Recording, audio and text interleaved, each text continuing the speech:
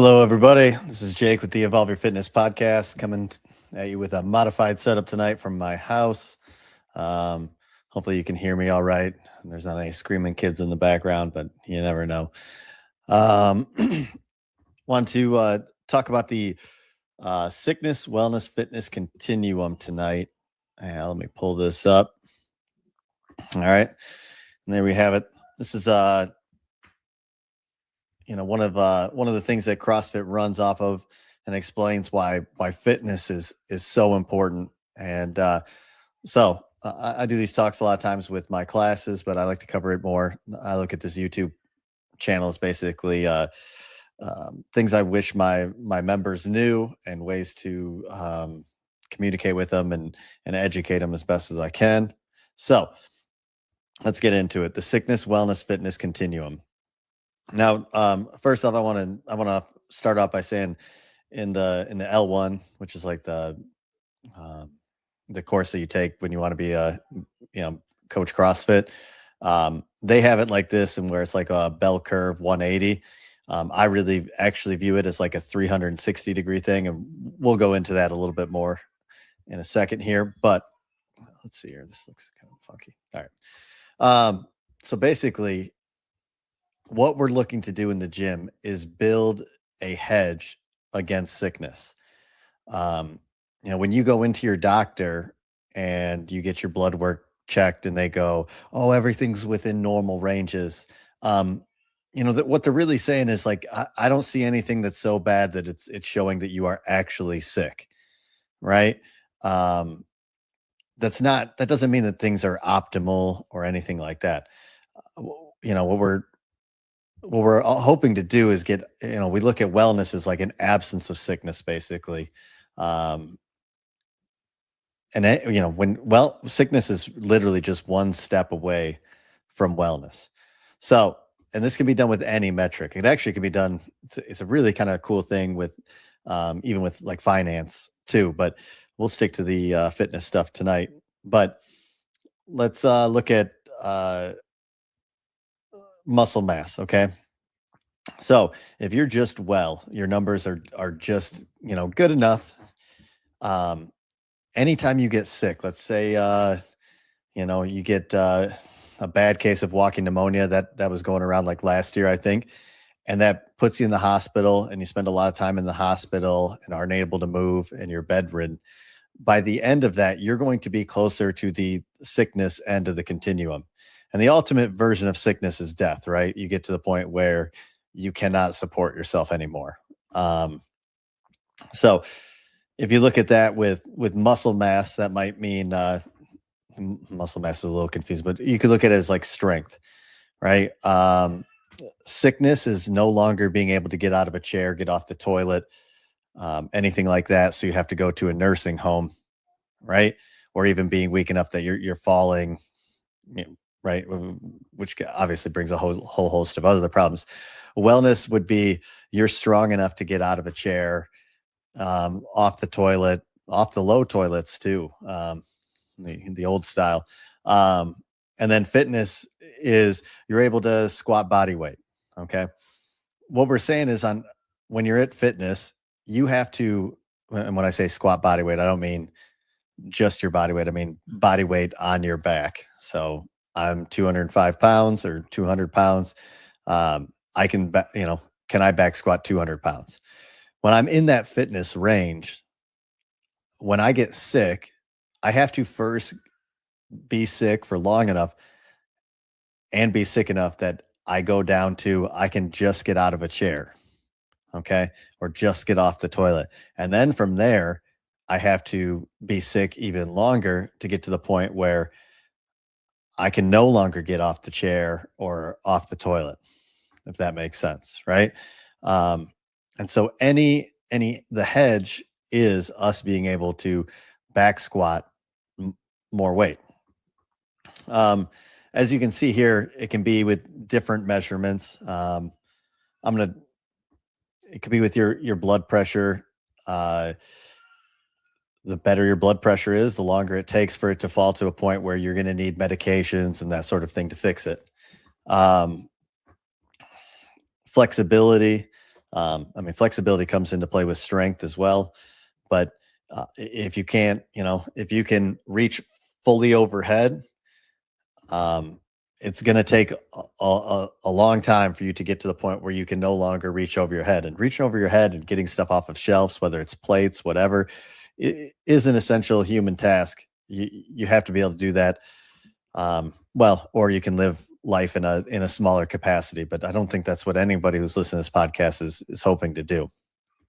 Um, where I kind of take it one step further is I look at it as kind of like 360 degrees, is that it can be taken too far, right? So say your back squat, we'll say out here on the fitness realm at the farthest point away, let's say a 500-pound back squat, it is the furthest point away that gives you a hedge against sickness. And obviously for each person this is different, but there is a point where you start pushing it up, maybe 700-800 pounds, that it starts to get closer to sickness. You start to have orthopedic problems, knee problems, right? You start to need special equipment to squat, knee sleeves, whatever. That's not good, right? Like that, we have now taken it to the point where it's not really helping us, and it's in fact hurting us. And that's just something that people who are like into the sport side of anything, whether it's football, CrossFit, powerlifting, strongman, that's a that's the thing that they have to understand, is that you are going to have some drawbacks from that. Um,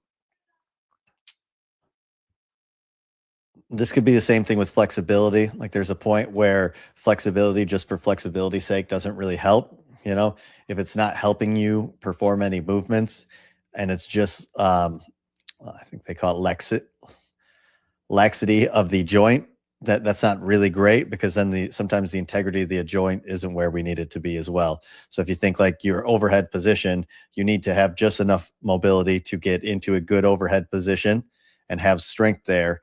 But having too much there, hypermobility, can actually make the joint less structurally sound. Okay. Most of us don't have to worry about that though, especially not when it comes to flexibility. Um, So that one doesn't hit on as much with the resting heart rate, stuff like that. But I will say that like endurance athletes, I know, are more prone to respiratory infections a lot of times because of I forget what the exact mechanism is, but kind of like when you get that Fran lung, you kind of can dry out the this is going to be, I'm not even going to act like I know, because I'm going to be wrong, but you dry out something in your lungs and it makes you at risk of infection. And I think there's some friction with maybe the dirt that's in the air and breathing that hard. But that can become a problem too. But like I said, that's for sport, and most of us don't have to worry about that. And to be perfectly honest, it takes a lot of training to get there. And those people usually know that that's just a side effect of things, right? They're also taking their training to the, as far as they can, and risking wearing themselves down and getting sick too. So a lot of that could come from that as well. Um, but as you see here listed, this can go for everything: body fat, bone density, triglycerides, cholesterol. Um, I'm not going to act like I know, like, good resting heart rate as well. I'm not going to act like I know really any of the numbers when it comes to blood pressure, bone density, triglycerides, right? And good and bad cholesterol. That's your doctor's job. And hopefully you have a doctor that you trust and like, and they can make sure that those are moving in the right direction. I know a lot of our Legends clients have had some doctors that just their numbers are getting better all the time, and they love seeing that. And we'd love to hear about that. That's what this is all about, is making you healthier, um, right? And helping you live a long, um, productive life that is independent, and you don't need somebody else's help to live it. A couple other things, like for examples, say we have people from time to time, they have injuries, usually outside of the gym, but you go through a surgery. I can tell you, my neighbor had a hand surgery, and she went in and she was totally fine. She walked every day. She would work her way around the neighborhood. Um, and I've actually been trying to get her to come into the gym, but um, she went in for something that was like routine on her wrist. And during that routine surgery, something happened. She got an infection, and she uh, she was in the hospital for a lot longer than she expected, and she got a lot more sick than she expected. It didn't turn out to be so routine. And by the time she came out, um, when she first started, all she could do was set a chair out in her driveway, walk out to that chair, sit in the sun, and then walk back. Um, and this is a lady who would garden, pick weeds, everything, walk all around the neighborhood, and that was what she was reduced to for some time. And the good news is she kept at it, kept going for short walks, building to longer walks, and now she's pretty much back to where she was before. But that just shows you how quickly things can slide, and people don't see it coming. And that's why you want to be as fit as possible. So when you do fall down a couple rungs, you're still, way higher than where you need to be to live your normal life. Um, I'm trying to think of some other examples. I mean, it could be a car crash, anything like that, right? Car crashes happen, accidents happen, and you're working in your yard. Um, just your normal daily injury. If you get injured, and the most you can pick up is the 50-pound salt bags that go down in your basement.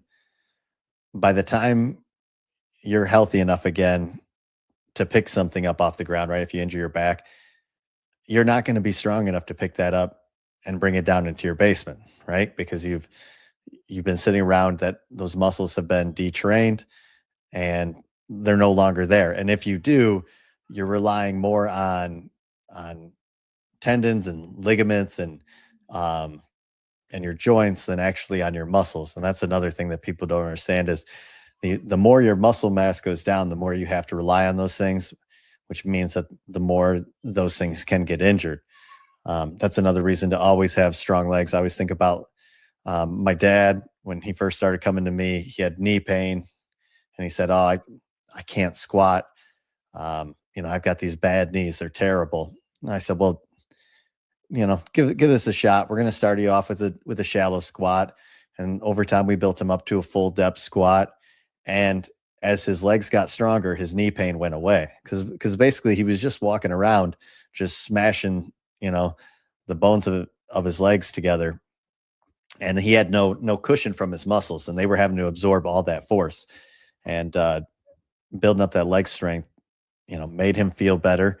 And then eventually, when he got sick, that leg strength, he was in the hospital for a while, and thankfully enough, his legs were strong enough when he got sick that they stayed strong enough for him to still get around. And yeah, I mean, he didn't have to go into like a hospice care or anything like that real early on. So these are just some small examples of ways that it can benefit.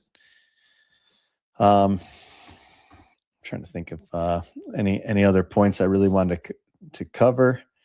Um,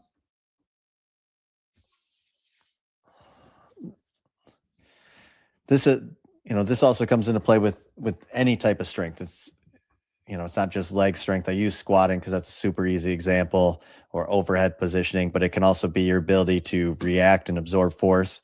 We always talk about box jumps being people think of box jumps as just jumping on a box, but really it's being able to flex your muscles with enough speed that you actually resist gravity and go up against it, get your body off the ground. Two, then you land on the surface and your muscles flex hard enough to absorb the force and find your balance, and land safely. And this is super important for people as they get older as well, because when you think about a lot of times when people say they trip, right?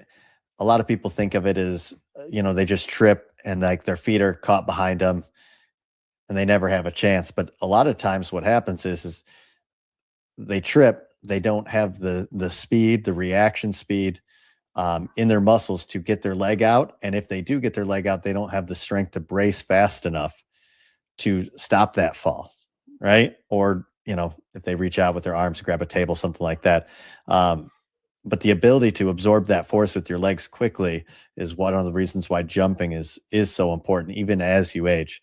Not to mention it's great for your bone density, all that. But um, you know, uh, everything we do in the gym is measured, whereas nothing you do outside of the gym is measured. When you trip, who knows how much force is put into that leg? But we can measure exactly how high you jump, and we can add just a fraction of an inch and make it just a little bit higher for you. Um, Same thing with like squatting. We can add 5 pounds and know that it's only 5 pounds. When you go to pick something up at home, I mean, you're hoping it's 50 pounds. It says it's 50 pounds. Oh, whatever. You don't, it's really hard to gauge forces. You pick your grandkid up. I don't know. He weighs what, 20, 30 pounds? Who knows? That's a big swing. But inside the gym, everything is kind of uniform. Um, most things are not oddly shaped. They're easy to grab.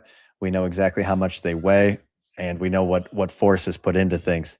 And that's really what makes the gym different from sport and from life. Because if you're playing soccer and you're running sideways and you go to cut back while somebody's pressing their weight against you, you have no idea how much force is put into that.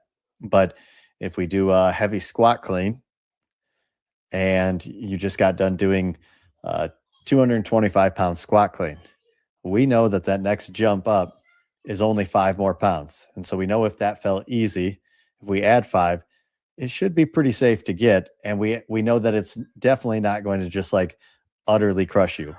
Like, you are prepared to handle it. Um, but this is hard in regular life because you can't measure all the little things. So, anyways, a quick one tonight. I just wanted to get something out, um, and make sure, keep on this once a week podcast. But let me know if you have any questions. Put them in the comments. This is one of my favorite topics to talk about.